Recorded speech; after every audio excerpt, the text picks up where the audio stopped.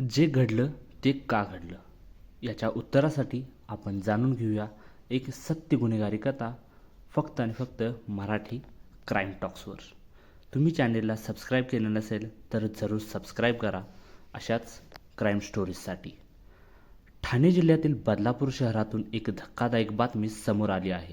3 मुलांच्या आईने आपल्या प्रियकरासोबत भयंकर कांड केला आहे. बदलापूर शहरात नेमकं काय घडलं जाणून घेऊयात.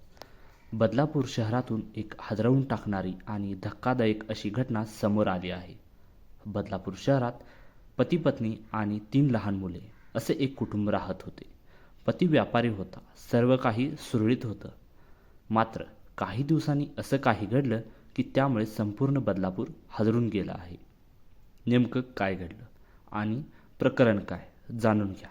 पती व्यापारी असल्याने घराबाहेर मिळालेल्या प्राथमिक माहितीनुसार बदलापूर पश्चिम परिसरात पती पत्नी आणि त्यांची 3 मुले असे कुटुंब राहत होते. पती हा व्यापारी होता. व्यापारामुळे त्याला वारंवार बाहेरगावी जावे लागत असे. पती सातत्याने बाहेरगावी होता आणि त्याच काळात पत्नीचे सोसायटीतील एका व्यक्तीसोबत ओळख झाली. या ओळखीचे रूपांतर नंतर प्रेमामध्ये झाले. मग सुरू झाले त्यांचे अनैतिक संबंध. या महिलेचे ज्या पुरुषासोबत संबंध होते तो पुरुषसुद्धा विवाहित असल्याची माहिती समोर आली आहे.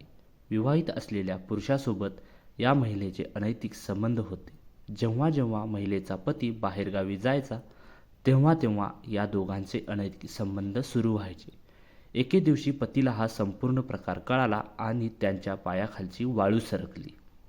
पतीने याबाबत आपल्या पत्नीला जाब विचारला. जाब विचारताच त्याच्यात वाद सुरू झाले.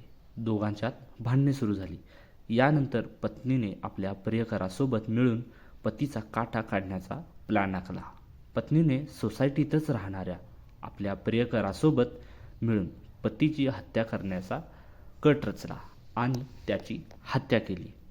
पती रात्री झोपेत असताना पत्नी आणि त्याच्या प्रियकराने मिळून त्याचा गळा दोरीने आवळला. दोरीने गळा आवळल्याने पतीचा मृत्यू झाला. त्यानंतर पत्नी आणि प्रियकराने मिळून मृतदेहाची विल्हेवाट लावण्याचं ठरवलं. दोघांनी मिळून बदलापूर येथील वालवली पुलाजवळ उल्हास नदीपात्रात मृतदेह फेकून दिला.